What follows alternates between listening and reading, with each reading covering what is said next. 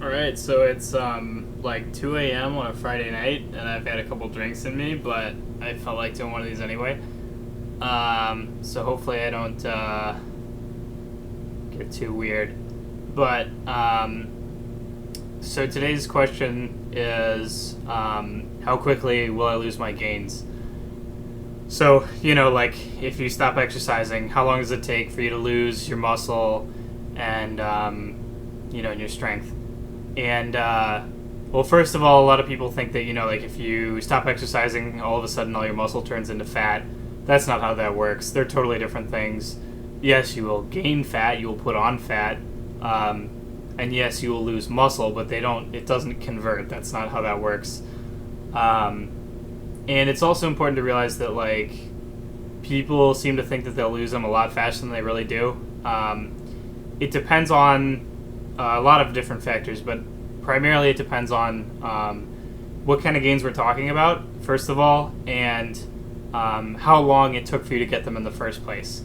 A general rule of thumb that I like to use, which is not very scientific, is it takes you about as long to lose something as it did for you to get it. So, like, for example, if you're me and, you've been working out for, like, 10 years, then, yeah, it's going to take a while for, me to suddenly lose everything that I've gained. But if, for example, you've been working out for maybe 6 months, yeah, you're going to lose a lot of that in the next 6 months or so. And it also depends a lot on what kind of gains we're talking about, because physiological changes tend to stick around for a lot longer than neurological ones. So we're talking about, like, muscular growth, hypertrophy, and like endurance, so cardiovascular health.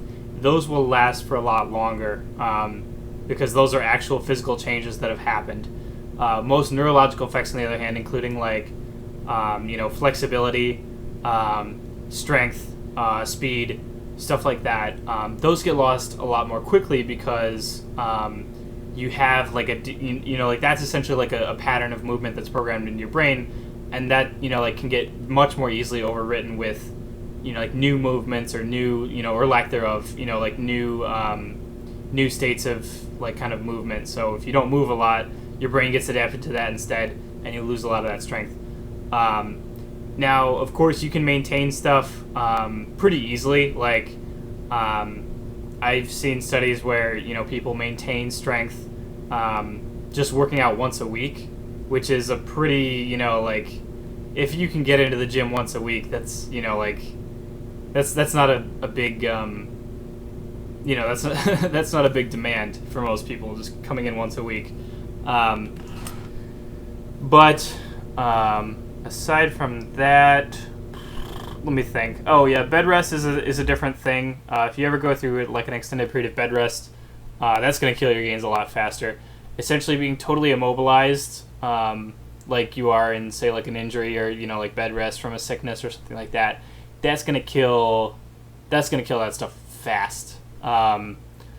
My PT handbook cites the number of about, a half pound a year of muscle loss, after you peak out at, like, age 28 or whatever, which, like, yeah, that's probably accurate for, like, the average population that, moves around a decent amount each day. But if you were to suddenly just stop moving and just lie in bed for a week, it can be a lot more than that, a lot more quickly. And that's just because, again, your body is really good at adapting to its situation. So, like, if, there's zero stimulus whatsoever, that's infinitely worse than having a minimal stimulus, like the kind that you get from just moving around outside, like walking to work and crap like that, walking to your car to drive to work. So, yeah, it depends on a lot of different factors. It takes longer to lose, like, the longer it took to gain. Oh, and it's the same with, like, people who ask me how they can, how quickly they can lose a ton of weight. If you've been eating poorly and it took you 20 years to put on, like, a crap ton of weight, and you're coming to me when you're, like, age, like, 35 or 40, and you're asking, how quickly can I lose all this? The answer is, well, it literally might take you 20 years if you want to do it the healthy way. Now, that doesn't mean that you can't do it a lot more quickly. If you get really tight with your diet and really tight with, your exercise and all that. But general rule of thumb, like when people come to me asking how quickly they can lose weight, the answer is usually a lot less slowly than you think.